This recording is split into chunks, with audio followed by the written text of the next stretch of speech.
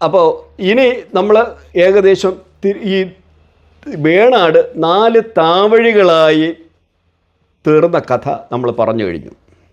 ആ 4 താവഴികൾ വീണ്ടും ഞാൻ ഒന്നുകൂടെ ആവർത്തിക്കാം. കൊല്ലം കേന്ദ്രമായ ദേശങ്ങനാട്, കൊട്ടാരക്കര കേന്ദ്രീകരിച്ച രണ്ടാമത്തേത് ഇളയിടം, മൂന്നാമത്തേത് നെടുമങ്ങാട് പേരകം, പിന്നെ തൃപ്പാപ്പൂർ എന്ന് പറയുന്ന രാജ്യം. ഇതിൽ തൃപ്പാപ്പൂരിന് എല്ലാത്തിൻ്റെയും അപ്പർ ഹാൻഡ്, എല്ലാത്തിനും മുകളിൽ ഒരു ഒരു ഒരു ഒരു ഒരു ഒരു അപ്രമാദിത്വം ലഭിക്കുന്നതിന് കാരണം ക്ഷേത്രത്തിൻ്റെ ഉടമകൾ അവരായി മാറി.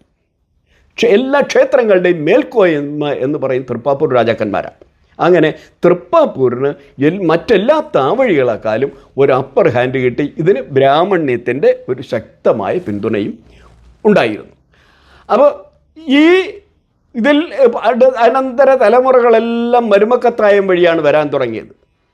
അതായത് കോലത്തിരിയിൽ നിന്ന് 2 പെൺകുട്ടികളെ ദത്തെടുത്ത് കൊണ്ടുവന്ന് ആറ്റിങ്ങൽ താമസമാക്കി അവരുടെ മക്കൾക്ക് അധികാരം കൈമാറിയ കാലം മുതൽ എല്ലാം മരുമക്കത്തായമാണ് ഈ 4 താവഴികളിലും തുടർന്നു വന്നത്. അപ്പോൾ ഈ 4 താവഴികൾ അങ്ങനെ തുടർന്ന് വന്നിരുന്നു എങ്കിലും എല്ലാ താവഴികളിലെയും ഭരണകാര്യങ്ങൾ ഇടപെടാനുള്ള അധികാരം ആറ്റിങ്ങലിലെ മൂത്തറാണിക്കുണ്ടായിരുന്നു. കാരണം അത് അമ്മ വീടാണ്, മരുമക്കത്തായമാണ് നിലവിലിരിക്കുന്നത്, അഥവാ മാതൃതായ ക്രമമാണ് നിലവിലിരിക്കുന്നത്. രാജമാതാവെന്ന നിലയിൽ ഈ 4 താവഴികളുടെയും ഭരണകാര്യത്തിൽ ഇടപെടുന്നതിനുള്ള അവകാശം ഈ മൂത്തറാണിക്ക് ഉണ്ട്. അങ്ങനെയാണ് ഉമയമ്മ റാണി കൊല്ലത്തെയും കൊട്ടാരക്കരയിലെയും നെടുമങ്ങാട്ടെയും തൃപ്പാപ്പൂരിലെയും ഭരണകാര്യങ്ങളിൽ പലപ്പോഴും അതിശക്തിയായി ഇടപെടുകയും ഭരണകാര്യങ്ങൾ നിയന്ത്രിക്കുകയും ചെയ്യുന്നതിൻ്റെ പ്രധാന കാരണം അതാണ്. ഉമയമ്മ റാണിയുടെ കാലത്ത് 1688 2 രാജകുമാരിമാരെ മലബാറിൽ നിന്ന് ദത്തെടുക്കും. നേരത്തെ പറഞ്ഞ പോലെ കോലത്തിരിയിൽ നിന്ന് ദത്തെടുത്ത് ആറ്റിങ്ങൽ കൊണ്ടുവരുന്നു. ഈ 2 രാജകുമാരിമാരിൽ ഇളയ റാണിയിൽ ജനിച്ച രാജാവാണ് നമ്മളുടെ അനിഴം തിരുനാൾ മാർത്താണ്ഡവർമ്മ, ആധുനിക തിരുവിതാംകൂറിൻ്റെ സ്രഷ്ടാവ്. അദ്ദേഹം ജനിച്ചത് 1703. അദ്ദേഹത്തിൻ്റെ പേര് മാർത്താണ്ഡവർമ്മ എന്ന് നമുക്കറിയാം. മാർത്താണ്ഡവർമ്മ എന്ന് പറയുന്നത് നമ്മുടെ മനസ്സിലേക്ക് ആദ്യം ഓടിയെത്തുന്നത് ആധുനിക തിരുവിതാംകൂറിൻ്റെ സ്രഷ്ടാവായ മാർത്താണ്ഡ. എന്നാൽ മാർത്താണ്ഡവർമ്മ എന്നത് തിരുവിതാംകൂർ രാജാക്കന്മാരിലെ 2ാമത്തെ ആളിൻ്റെ പേരാണ്. ആദ്യത്തെ ആളിന് നമ്മൾ ഇടുന്ന പേര്, രാജകുടുംബം കൊടുക്കുന്ന പേര് രാമവർമ്മ എന്നാണ്. ആദ്യത്തെ ആൾ രാമവർമ്മ, 2ാമത്തെ ആൾ മാർത്താണ്ഡവർമ്മ. അങ്ങനെയാണത് പേരിടുക. അപ്പോൾ അതിൻ്റെ അർത്ഥം മാർത്താണ്ഡവർമ്മയ്ക്ക് മുമ്പ് അദ്ദേഹത്തിൻ്റെ ഒരു ജ്യേഷ്ഠനുണ്ടായിരുന്നു എന്നും ആ ജ്യേഷ്ഠൻ്റെ പേര് രാമവർമ്മ ആയിരുന്നു എന്നുമാണ്. പക്ഷേ നമ്മുടെ ചരിത്രകാരന്മാരും നമ്മുടെ ചരിത്രം എഴുതി പിടിപ്പിച്ച ആളുകളുമൊക്കെ ഈ പാവൻ രാമവർമ്മയെ മറന്നുകൊണ്ടുള്ള ഒരു എഴുത്താണ് നമ്മൾ കാണുന്നത്. അതിൻ്റെ തെളിവ് എന്താണെന്ന് വെച്ചാൽ തിരുവിതാംകൂറിലെ ഈ ഓരോ രാജാക്കന്മാർക്കും യുവരാജാക്കന്മാർക്കും പ്രത്യേകം കൊട്ടാരങ്ങൾ നിശ്ചയിച്ചിരുന്നു. അതിൽ തിരുവിതാംകൂർ രാജാക്കന്മാർ, തൃപ്പാപ്പൂർ രാജാവ് ഇരിക്കുന്നത് തിരുവിതാംകോടാണ്. തിരുവിതാംകൂറല്ല, തിരുവിതാംകോട്. തിരുവിതാംകോടെന്ന് പറയുന്നത് ഇന്നത്തെ മണ്ടക്കാട് ക്ഷേത്രത്തിൻ്റെ തൊട്ടിപ്പുറത്ത് തിരുവിതാംകോട് എന്ന് പറയുന്ന ഒരു സ്ഥലം പോലും അവിടെയുണ്ട്. കാര്യം യാത്രാ സൗകര്യത്തിന് കടൽ വഴി വരുന്നതിനും പോകുന്നതിനുമൊക്കെ സൗകര്യമുള്ള ഒരു സ്ഥലമാണ് ഈ തിരുവിതാംകോട് എന്ന് പറയുന്നൊരു സ്ഥലം. ഈ തിരുവിതാംകോട് ഇത്തിരി അസൗകര്യമുള്ളൊരു സ്ഥലമാണെന്ന്, അല്ലെങ്കിൽ കുറച്ചും കൂടെ സൗകര്യപ്രദമായ ഒരു സ്ഥലം വേണമെന്ന് അന്നത്തെ രാജാവായിരുന്ന ഇരവിവർമ്മയ്ക്ക് തോന്നുകയും 1600 അദ്ദേഹം നേരെ ഈ കൽക്കുളത്ത് ഉടയാൻ വിളാകം എന്ന് പറയുന്ന സ്ഥലം വാങ്ങി അവിടെ ഒരു കൊട്ടാരം പണിയുകയും ചെയ്തു. ഉടയാൻ വിളാകമെന്നായിരുന്നു ആ സ്ഥലത്തിൻ്റെ പേര്. ആ ഉടയാൻ വിളാകത്താണ് കൽക്കുളം കൊട്ടാരം പണി ചെയ്യുന്നത്.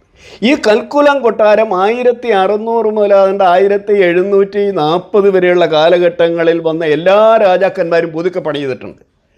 അങ്ങനെ ഓരോരുത്തരും പുതുക്കി പണിയതാണ് ഏതാണ്ട് ഒരു 10-15 ഏക്കറോളം വിസ്തൃതിയുള്ള ഒരു കൊട്ടാര സമുച്ചയമായി അത് മാറുന്നത്. അപ്പോൾ ഈ കൊട്ടാരം രൂപപ്പെട്ടതിന് ശേഷം നടക്കുന്ന സംഭവങ്ങളാണ് നമ്മുടെ തിരുവിതാംകൂറിൻ്റെ രാഷ്ട്രീയ ചരിത്രം വളരെ പ്രധാനപ്പെട്ടത്. എന്നാൽ ഈ മാർത്താണ്ഡവർമ്മ വന്നതിന് ശേഷമാണ് അതിന് പത്മനാഭ ഭക്തനായതുകൊണ്ട് പത്മനാഭദാസനായതിനു ശേഷം അദ്ദേഹം അതിന് പത്മനാഭപുരം പാലസ് എന്നൊക്കെ അതിന് പേര് കൊടുത്തത്. നേരത്തെ അത് കൽക്കുളം കൊട്ടാരം എന്നാണ് അറിയപ്പെടുന്നത്. പിന്നീടാണ് അത് പത്മനാഭപുരം കൊട്ടാരമായത്. ഇനി നമ്മൾ മാർത്താണ്ഡവർമ്മയിലേക്ക് തിരിച്ചു വരികയാണ്. ഈ തൃപ്പാപ്പൂർ എന്ന തിരുവിതാംകൂറിൽ ആദ്യത്തെ ആൾ രാമവർമ്മയും, ആദ്യത്തെ പുത്രൻ രാമവർമ്മയും, രണ്ടാമത്തെ ആൾ മാർത്താണ്ഡവർമ്മയും എന്ന് ഞാൻ പറഞ്ഞു. അന്ന് തിരുവിതാംകോട് അന്ന് ഭരിക്കുന്നത് ഇന്ന് മാർത്താണ്ഡവർമ്മയുടെ അമ്മാവനായ ബാലരാമവർമ്മയാണ്. ഈ ബാലരാമവർമ്മ യുവരാജാവായിരിക്കുമ്പോൾ അദ്ദേഹം ശുചീന്ദ്രം ക്ഷേത്രത്തിലിരുന്ന് അവിടുത്തെ ഉത്സവത്തിൻ്റെ രഥോത്സവം നടക്കുന്ന ദിവസം അവിടെ ഒരു സ്റ്റേജിലൊരു വലിയ കച്ചേരി നടന്നു. അതിൽ നൃത്തം ചെയ്യുന്ന ഒരു പെൺകുട്ടിയെ അദ്ദേഹത്തിന് ഇഷ്ടപ്പെടുകയും ആ കുട്ടിയുടെ വിവരങ്ങൾ അന്വേഷിക്കുകയും ചെയ്തു. അന്നാണ് കിട്ടുന്നൊരു വിവരം, നമ്മുടെ സേലത്തിനടുത്തുള്ള അയോധ്യാപുരി എന്ന സ്ഥലത്തു നിന്നും കുടിയേറിയ ഒരു പഴയ പ്രാമാണിക കുടുംബത്തിലുള്ള അംഗമാണ് ഈ നർത്തകി. അവരുടെ പേര് അഭിരാമി എന്നും അവരോടൊപ്പം അവരുടെ അമ്മാവനായ കൊച്ചുകുമാരപിള്ളയും ഉണ്ട് എന്നും മനസ്സിലാകുന്നു. കാരണം ഏത് കാലത്തും തമിഴ്നാട്ടിൽ എപ്പോഴെല്ലാം വരൾച്ച ഉണ്ടാകുന്നുവോ അന്ന് രണ്ട് കാര്യങ്ങൾ സംഭവിക്കും. ഒന്ന്, ഒരു ശക്തമായൊരു കുടിയേറ്റം നാഞ്ചനാട്ടേക്ക് നടക്കും. കാര്യം നാഞ്ചനാടെന്ന് പറയുന്നത് തിരുവിതാംകൂറിൻ്റെ നെല്ലറയാണ്. രണ്ടാമത് നടക്കുന്നത് എന്താണെന്ന് വെച്ചാൽ ഈ കൊള്ളേടിയാണ്.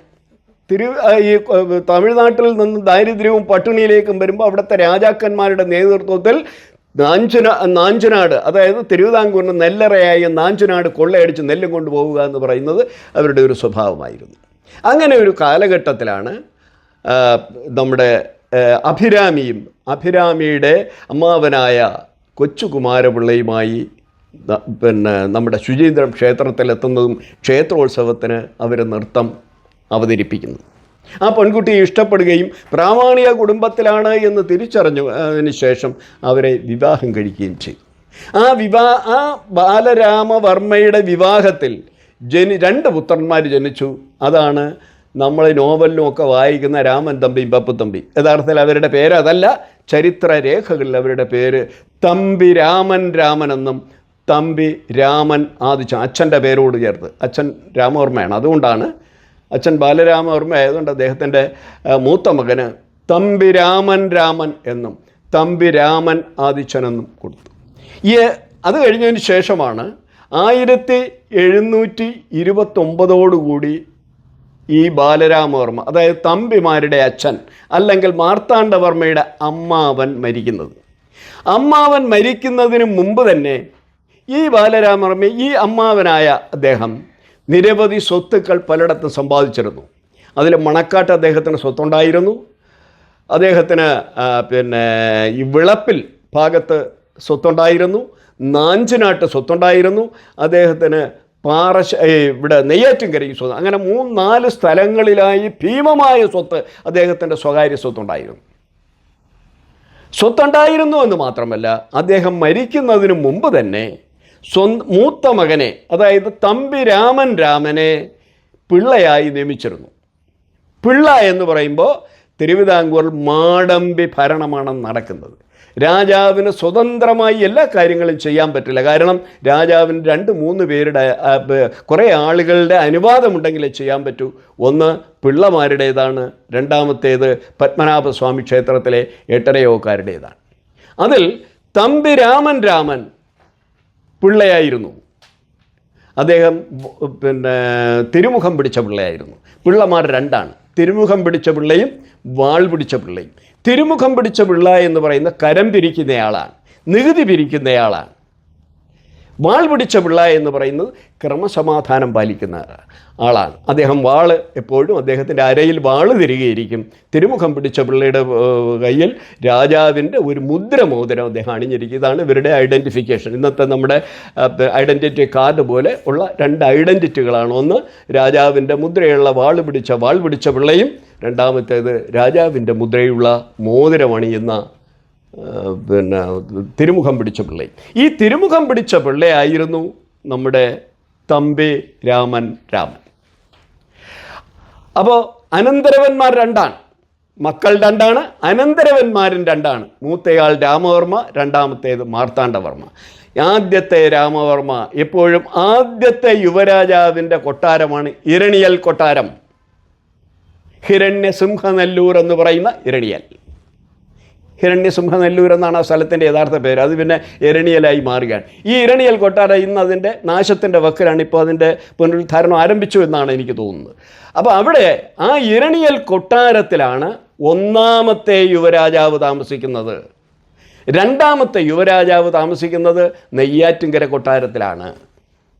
അപ്പോൾ ഈ മാർത്താണ്ഡവർമ്മ അറിയപ്പെട്ടിരുന്നത് നെയ്യാറ്റിൻകര രാജകുമാരൻ എന്നാണ്. എന്ന് പറഞ്ഞാൽ അദ്ദേഹം രണ്ടാമനായിരുന്നു എന്നാണ്. അതായത് മൂന്നാം മുറയായിരുന്നു. ഒന്നാം മുറ അമ്മാവൻ ഭരിക്കുന്നു, രണ്ടാം മുറ എന്ന് പറയുന്ന അദ്ദേഹത്തിൻ്റെ ജ്യേഷ്ഠനായ ഒന്നാമത്തെ യുവരാജാവ്, മൂന്നാം മുറ എന്ന് പറയുന്നത് മാർത്താണ്ഡവർമ്മ, അദ്ദേഹം രണ്ടാമത്തെ യുവരാജാവ്. അങ്ങനെ മൂന്നാം മുറയായ മാർത്താണ്ഡവർമ്മ ആ ഒരു കാലഘട്ടത്തിൽ ആണ് 1721 അതായത് ബാലരാമവർമ്മ മരിക്കുന്നതിന് 8 കൊല്ലം മുമ്പ് 1721 ആറ്റിങ്ങൽ കലാപം നടക്കുന്നത്. 1721 പിന്നെ അഞ്ചുതെങ്ങ് കലാപം. അഞ്ചുതെങ്ങ് കലാപം എന്ന് പറയുന്നത് ആറ്റുങ്ങൽ കലാപം എന്നൊക്കെ പറയും. അത് ഒരുപക്ഷെ ഇന്ത്യയിൽ നടന്ന ആദ്യത്തെ സ്വാതന്ത്ര്യ സമരമാണ്. ഇത് രേഖപ്പെടുത്താതെ പോയത് കൊണ്ടാണ്. 1721 ബ്രിട്ടീഷുകാർ കൊള്ളയടിക്കുന്നതിനും കടൽ കൊള്ള നടത്തുന്നതിനും കുരുമുളക് വാങ്ങുന്നതിനും ആയുധം വിറ്റ് പണം ഉണ്ടാക്കുന്നതിനുമായി ആരംഭിച്ച ആ കോട്ടയ്ക്ക് അനുമതി കൊടുത്തത് ഉമയമ്മ റാണിയുടെ കാലത്താണ്. ആ കോട്ടയിൽ